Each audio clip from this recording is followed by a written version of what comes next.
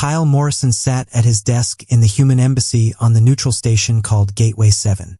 He had been the Earth ambassador to the Galactic Council for 3 years now, and he thought he had seen everything the galaxy had to offer. He was wrong. The data chip arrived in an unmarked container. No return address, no identification code. Nothing. His security team had scanned it 17 times before declaring it safe. Even then, Kyle hesitated before inserting it into his private terminal. The screen flickered to life, and a single line of text appeared. "You deserve to know why they fear you." Kyle frowned. Fear was not a word usually associated with humanity in galactic politics. Humans were seen as newcomers, enthusiastic but naive. They were the young species that everyone tolerated with patient smiles. But fear? That made no sense. He opened the first file. It was marked with the highest classification level he had ever seen, a Galactic Council security protocol that technically did not even exist in public records. The document was titled Resolution 2847, Permanent Human Exclusion from Galactic Military Operations. Kyle had heard of this resolution, of course. Every human in diplomatic service knew about it. 212 years ago, the Galactic Council had quietly but firmly banned humanity from participating in any war, conflict, or military alliance involving other galactic species. The official explanation had always been vague. Something about cultural incompatibility with established warfare protocols. Human leaders had protested at first, seeing it as discrimination. But over time, most humans had accepted it. After all, staying out of alien wars meant Earth could focus on peaceful development. It seemed like a blessing in disguise. But this file told a different story. Kyle began reading the historical section. It started with the Crinvelos War, a massive conflict that had erupted in the Outer Rim about 230 years ago. The Crin Empire, a militant species with natural armor plating and 4 arms, had begun expanding aggressively into Thalaxian space. The Thalaxians, a peaceful trading civilization, had called for help from the Galactic Council. At that time, humanity had just been accepted into the galactic community. Earth had been sending out exploration ships for only 50 years. When the call for military aid went out, human leaders saw an opportunity. They could prove themselves, show that humanity was a reliable partner, earn respect among the stars. The Council had accepted human assistance with enthusiasm. Humanity was fresh, untested, but their technology was advancing rapidly. Perhaps these newcomers could offer new perspectives on old problems. Nobody expected what actually happened. Kyle scrolled through the combat reports. Captain Lisa Chong had led a small human fleet, just 12 ships, to assist the Thalaxian defense forces. The first engagement happened near a gas giant called Valoris Prime. The Crin forces outnumbered the defenders 3-1. Standard galactic warfare doctrine said the defenders should retreat, regroup, and wait for reinforcements. The humans did not retreat. Kyle read the tactical breakdown with growing fascination. Captain Chong had split her fleet into 4 groups. 2 groups engaged the Crin head-on while the other 2 circled behind, using the gas giant's magnetic field to hide their approach. It was a simple ambush, nothing revolutionary. But what happened next caught everyone's attention. When the Crin realized they were surrounded, they did what any logical military force would do. They focused on the weakest group to create an escape route. That group was led by Commander Greg Fisher on a ship called the Defiant. The Crin hit the Defiant with everything they had. The ship's shields failed. Hull breaches appeared on multiple decks. Any other species would have surrendered at that point. It was the honorable thing to do, the logical thing to do. Commander Fisher did not surrender. Instead, he ordered his crew to redirect all remaining power to weapons. The Defiant, bleeding atmosphere and spinning out of control, fired its main cannon at point-blank range into the nearest Crin warship. Both ships exploded in a ball of superheated plasma. The battle logs from Thalaxian observers showed something unusual. They noted that the human crew could be heard singing something over the open channel right before the explosion. Some kind of battle song from Earth history. The Thalaxians had found this behavior extremely strange. Why would someone facing certain death waste their final moments singing? But the tactic worked. The Crin fleet panicked. They had never seen an enemy deliberately sacrifice themselves just to take one more enemy with them. It violated every principle of rational warfare. In the confusion, the remaining human ships pressed their attack. The Kryn retreated. Kyle sat back in his chair. He could see why this might make aliens uncomfortable, but it did not explain a 200-year ban. Desperate tactics in desperate situations happened in every war. There had to be more. He opened the next file. This one was marked, Forge Station Incident. Complete analysis. Kyle had heard of Forge Station. Every human had. It was one of the most famous battles in early human space history. But the version he knew was a heroic story, a tale of human courage against impossible odds. He had a feeling he was about to learn a very different version of that story. The file began with a simple statement from a Galactic Council observer. What we witnessed at Forge Station was not bravery. It was something far more disturbing. We saw a species that does not know how to lose. Kyle leaned forward and continued reading. His hands were shaking slightly. Whatever was in these files, it was big enough that someone had risked their life to get it to him. Someone wanted him to know the truth. The truth about why the galaxy had decided all those years ago that humanity should never be allowed to fight in their wars again. Outside his window, the stars of Gateway 7 glittered peacefully. But Kyle Morrison suddenly understood that peace, at least where humanity was concerned, was built on a foundation of fear. A fear so deep that the galaxy's most powerful civilizations had decided it was safer to keep humanity on the sidelines forever. He took a deep breath and opened the next document. The real story was only beginning. Kyle opened the next file about the Krynvelos War. The records showed how Captain Lisa Chang's small fleet had changed everything the galaxy knew about warfare.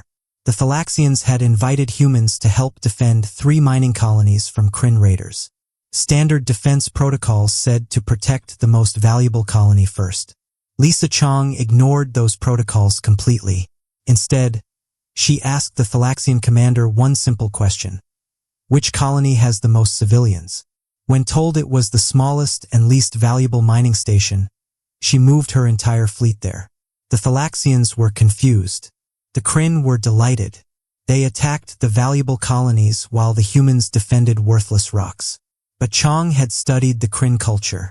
She knew they valued honor and strength above everything. By protecting the weak instead of the valuable, she was sending them a message. She was telling them that humans did not think like they did. The Kryn took the bait. They sent their best warriors to crush the humans who dared to waste resources on weaklings. Chang was ready. She had turned those mining stations into traps filled with explosives and ambush points. The battle lasted 6 hours. When it ended, the Kryn had lost a quarter of their invasion force. But that was not what shocked the galaxy. What shocked them was the intercepted communication from Chang to her crew before the fighting started. She had told them, "Today we show them that humans protect those who cannot protect themselves, even if it costs us everything." The Thalaxians could not understand it. Why would anyone risk so much for something with no strategic value? The answer terrified them, because humans did not always fight for logical reasons. Kyle's hands trembled as he opened the file marked Forge Station, the point of no return. Forge Station was a massive repair facility orbiting a dead planet. During the war, it became a critical supply point for the Alliance forces. Commander Jake Phillips led the human garrison there with only 200 personnel and 3 small patrol ships. The Kryn sent an entire battle fleet. 50 warships surrounded the station. They offered surrender terms 3 separate times. By all galactic warfare standards, Jake Phillips should have accepted. His force could not possibly win. Surrender with honor was the civilized choice. Jake Phillips refused all 3 times. The Kryn began their attack. They disabled the station's weapons within an hour. They breached the hull in multiple locations. 90% of the human garrison was dead or wounded. The Kryn commander sent a 4th surrender offer, this time promising medical care for the wounded. Phillips sent back a 2-word response, "Come closer." What happened next became legend and nightmare in equal measure across the galaxy. Phillips had spent the entire battle quietly redirecting the station's reactor core. He had turned Forge Station into a giant bomb. When the Kryn fleet moved in to board the station, he detonated it. The explosion destroyed Forge Station completely. It also destroyed 3 Kryn capital ships and damaged 7 others. 200 humans died. Over 15,000 Kryn died. But that was not the part that horrified the galaxy. The part that horrified them was the recording found in the wreckage. Someone had been broadcasting from the station right before the explosion. The transmission was picked up by every ship in the system. It was Jake Phillips and his remaining crew. They were singing. The song was old, from Earth's ancient wars. Something about going down with the ship and taking the enemy along. They sang it calmly, almost happily, as they waited for the reactor to overload. There was no panic in their voices, no regret. They sounded like they were at peace with what they were doing. The Galactic Council investigators interviewed the Kryn survivors. Every single one reported the same thing: pure terror. Not terror of death, but terror of an enemy that seemed to welcome death as long as they could hurt you first. One Kryn captain was quoted in the report: "We can defeat an enemy that wants to live. We can negotiate with an enemy that wants to win. But how do you fight an enemy that is willing to lose everything just to make sure you lose more? How do you break an enemy that refuses to understand when they are beaten?"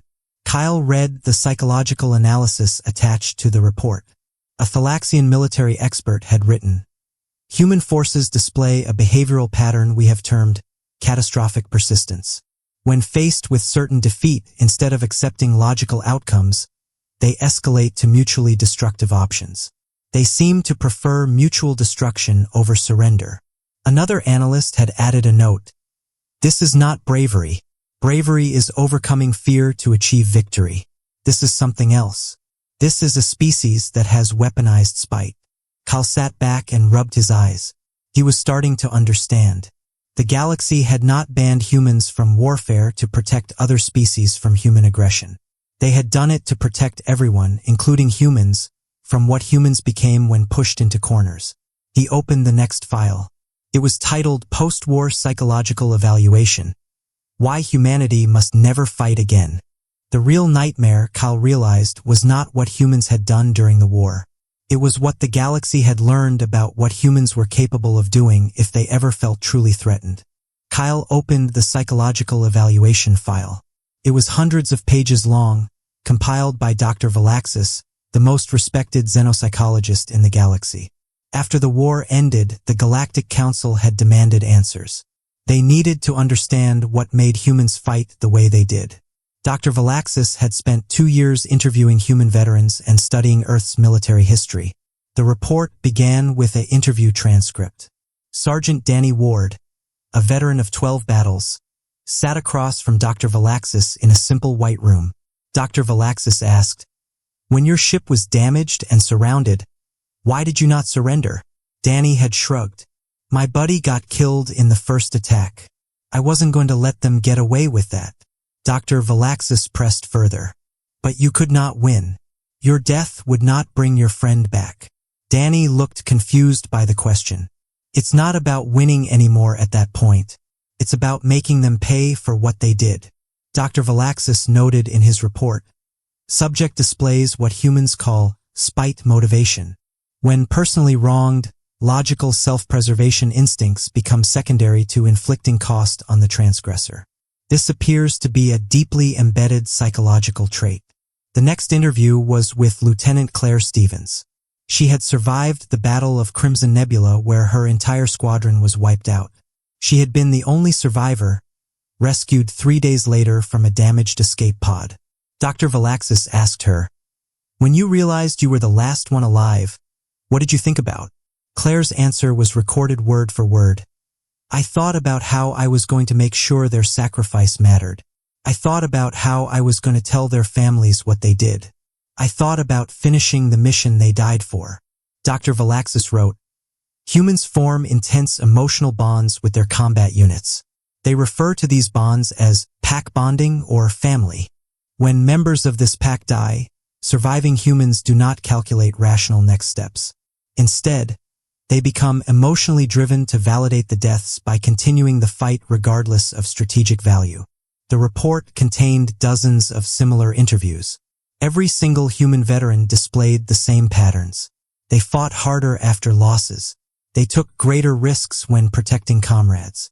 They refused to surrender even when surrender was obviously the smart choice. But the most disturbing section came near the end. Dr. Valaxis had gained access to Earth's military history archives. He had studied wars from every era of human civilization. What he found made the Galactic Council realize just how deep the problem went. Humans had a term, no surrender. They had another term, fight to the last man. They had songs about dying in battle. They had poems celebrating last stands. They had monuments to soldiers who had fought hopeless battles and lost. Dr. Valaxis wrote, other species celebrate victories. Humans celebrate heroic defeats. They tell stories about battles they lost with the same pride as battles they won. The Battle of Thermopylae, the Alamo, Stalingrad. These are defeats, yet humans view them as moments of greatest honor. He continued, this represents a fundamental difference in psychology. Most species view survival as the primary goal, with victory as the method to achieve survival. Humans often invert this priority. They will sacrifice survival to deny the enemy victory. This makes them unpredictable and extremely dangerous. The final section of the evaluation contained Dr. Valaxis's recommendations. Kyle read them with growing dread. Recommendation 1. Humanity should be excluded from all galactic military operations. Their combat psychology is incompatible with standard warfare protocols. Recommendation 2. Under no circumstances should multiple human military forces be deployed in the same conflict. Their pack bonding instincts amplify when fighting alongside other humans. Recommendation 3. Humanity should never be informed of the true reasons for their exclusion. If they perceive this as discrimination or insult, their spite motivation may cause them to seek conflict deliberately to prove themselves. Recommendation 4. This evaluation should remain classified at the highest level.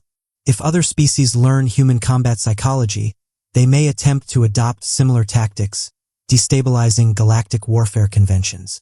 Kyle closed the file and stared at his screen. The galaxy was not afraid of human technology or human strength. They were afraid of human psychology. They were afraid of a species that did not know how to quit. He opened the next file. The title made his blood run cold. Nightmare Scenario Analysis. What happens if humanity faces extinction? Kyle's hands were shaking as he opened the Nightmare Scenario file. This document was different from the others. It was marked with warnings on every page. Eyes only, Council Security Level Omega. The Galactic Council had created a special simulation team after Dr. Valaxis submitted his report. Their job was simple but terrifying.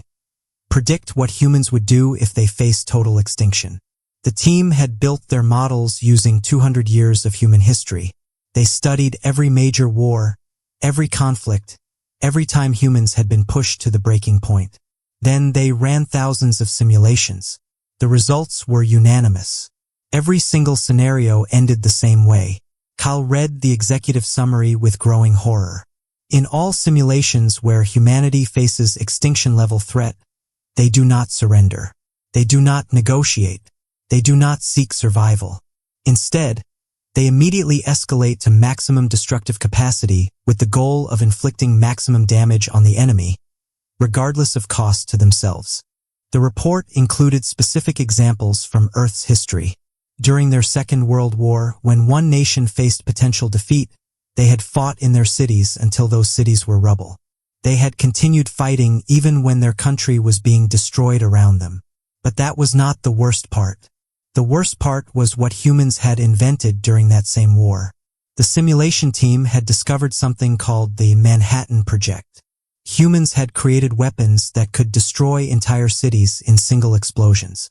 They had created bombs that used atomic reactions. And when they feared losing the war, they had actually used these weapons. Kyle read the analysis. Humanity demonstrated willingness to use extinction-level weapons rather than accept defeat. Note, they used these weapons while winning the war, not losing it. Psychological profile suggests if humans were actually facing extinction, weapon usage would be far less restrained. The simulations got worse. The team had interviewed retired Admiral Preston Kane, one of the few humans who had fought in the Crinvelos War and survived. They asked him a hypothetical question. What would humanity do if an alien species tried to wipe out Earth? Kane's answer was recorded in the file. Kyle read it 3 times, unable to believe what he was seeing. Kane had said, "We would lose, obviously. Earth doesn't have the military power to stop a serious galactic threat. But we wouldn't go down alone. We'd use every ship, every weapon, every resource we had to hurt them as badly as possible. We'd target their homeworlds, their civilians, their infrastructure. We'd make them regret ever hearing the name human. And if we were really going to die anyway, we'd make sure we took as much of the galaxy with us as we could." The interviewer had asked, "Even knowing you would lose?" Kane had laughed. "Especially knowing we would lose. If we're going extinct anyway, we've got nothing left to lose. Might as well make it count." The simulation team had a term for this strategy. They called it mutually assured destruction. Humans had invented this concept during their Cold War period. 2 nations had built enough nuclear weapons to destroy the entire planet. Neither side attacked because both sides knew that even the winner would be destroyed in the retaliation. But the simulations showed something darker. If humans were already facing certain destruction, the threat of mutual destruction meant nothing. They would fire every weapon they had, knowing they were already doomed. Kyle found another section titled Scorched Earth Analysis. He read about how humans, throughout their history, had destroyed their own resources rather than let enemies capture them. They burned their own cities, poisoned their own wells, destroyed their own infrastructure, all to deny the enemy any benefit from victory. The report concluded, if humanity faces extinction in a galactic war, they will not attempt to preserve anything. They will attempt to destroy everything of value to the enemy. This includes enemy planets, enemy populations, and enemy infrastructure. Probability of humans targeting civilian populations, 98%. Probability of humans using weapons of mass destruction, 99%. Probability of humans attempting to destabilize galactic civilization itself, 73%. There was a final note from the lead researcher. We must understand that human spite motivation reaches maximum intensity when they have nothing left to lose. A human facing personal death is dangerous. A human race facing extinction is an existential threat to galactic stability. The Galactic Council's response was attached to the simulation results. It was a single paragraph written 212 years ago. Motion passed unanimously. Humanity is hereby prohibited from participating in any galactic military conflict. This prohibition is not punitive but protective. We cannot risk humanity being pushed to extinction-level desperation. The cost to galactic civilization would be catastrophic. This ban must remain in effect indefinitely. Humanity must never know the real reason. Kyle sat in silence for a long moment. His species had been banned from warfare not because they were too weak, but because they were too dangerous when desperate. The galaxy had looked at human psychology and decided that humans at war were like a weapon with no safety switch. He opened the final file. It was titled, Current Status and Recommendations. This was the file that would tell him what he should do with this information. Kyle opened the final file with trembling hands. The title read, Current Status and Recommendations, Eyes Only. The document was recent, dated just 3 months ago. Someone on the Galactic Council had updated the original assessment with new information and new concerns. The report began with a simple statement. The ban has been successful. Humanity remains unaware of the true reasons for their military exclusion. They have accepted the official explanation and focused on peaceful development. However, new complications have emerged. Kyle read further. The complications were serious. First, humanity had continued advancing technologically despite the military ban. Human ships were now among the fastest in the galaxy. Human weapons research, though officially limited to defense, had produced several innovations that worried the Council. Humans had developed something called kinetic bombardment that could destroy a planet using nothing but speed and mass. They had created artificial intelligence systems that other species found disturbing. They had even begun experimenting with quantum entanglement for communications. Second, human culture had not changed. They still told stories about war. They still celebrated ancient battles. They still had a saying, "Speak softly and carry a big stick." The council psychologists noted that 200 years of peace had not eliminated human combat psychology. It was still there, waiting. Third, and most concerning, some humans were starting to ask questions. The younger generation did not remember the Crinvelos War. They did not understand why humans were excluded from galactic defense pacts. They were beginning to see the ban as discrimination rather than protection. The report included intercepted communications from Earth's government. Several human senators had proposed a motion to formally challenge the military exclusion at the next Galactic Council meeting. They argued that humanity had proven themselves peaceful and responsible. They wanted the ban lifted. Kyle read the council's analysis of this development. If humanity formally challenges the ban, we face an impossible choice. We cannot tell them the truth without triggering the exact spite motivation we fear. But if we maintain the ban without explanation, we risk creating resentment that could push humanity toward exactly the kind of conflict we are trying to prevent. There was a dissenting opinion attached from a council member named Thex7, a synthetic intelligence from the Nexus Collective. Thex7 argued, "We have imprisoned humanity in a cage of our own fear.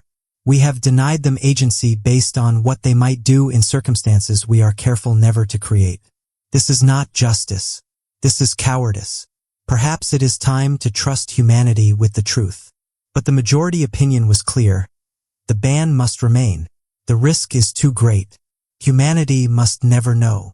The final section was titled, "Recommendations for Ambassador Morrison." Kyle's breath caught. This file knew it would reach him. It was meant for him. He read, "Ambassador Morrison, if you are reading this, then someone has decided you need to know the truth. You now face a choice. You can reveal this information to Earth's government, which will likely trigger a diplomatic crisis and potentially fulfill our worst fears about human spite motivation. Or you can keep this secret, maintaining the lie that has kept the galaxy safe for 200 years. The document continued, "We do not envy your position. You must choose between your loyalty to your species and your responsibility to galactic peace. But consider this, humanity is thriving under the current system. Earth has become an economic powerhouse, a center of art and culture, a leader in peaceful innovation. Your people are happy, prosperous, and safe. Is it worth risking all of that just so humans can fight in wars that do not concern them?" Kyle sat back in his chair and looked out the window at the stars. Somewhere out there, the Galactic Council was watching Earth, always worried, always careful, always afraid of what humans might do if pushed too far. He thought about Jake Phillips and his crew, singing as they died. He thought about Danny Ward, fighting on after his friend was killed, not for victory but for revenge. He thought about Admiral Kane, casually discussing how humanity would try to destroy the galaxy if they faced extinction. Was the Council right to be afraid? Yes, Kyle realized. They were absolutely right. But were they right to hide the truth? That was a harder question. Kyle thought about his own species, about human history, about all the wars and conflicts and terrible things humans had done to each other over thousands of years. But he also thought about all the times humans had chosen peace. All the times they had chosen cooperation over conflict. All the times they had chosen to build instead of destroy. The galaxy saw humans as dangerous animals that needed to be kept in a cage. But Kyle knew humans were more than their worst moments. They were also capable of incredible compassion, amazing creativity, and genuine wisdom. He made his decision. Kyle copied the files onto a secure storage device. Then he deleted every trace of them from his terminal. He would keep the files hidden, at least for now. But he would not destroy them. Someday, humanity might need to know the truth. Someday, they might need to understand how the galaxy really saw them. But that day was not today. For now, the secret would remain buried. Humanity would continue to thrive in peaceful ignorance, never knowing that their exclusion from galactic warfare was not an insult but a compliment. The galaxy feared humanity not because they were weak, but because they were too strong in all the wrong ways. Kyle looked at the data chip one more time. Then he locked it in his personal safe. The truth was simple and terrible. Humanity had been outlawed from galactic warfare because the galaxy could not survive humanity at total war. And perhaps Kyle thought that was knowledge humanity did not need to carry. At least not yet. He turned off his terminal and stood up. Outside, Gateway 7 continued its endless orbit, a neutral space where all species met in peace. And somewhere on Earth, billions of humans lived their lives, completely unaware that they were considered the galaxy's most dangerous species. Kyle walked to the window and pressed his hand against the cool glass. He whispered to the stars, "Maybe you're right to fear us. Maybe we are as dangerous as you think. But we're also more than that. Someday, I hope you'll see that too." The stars, as always, had no answer.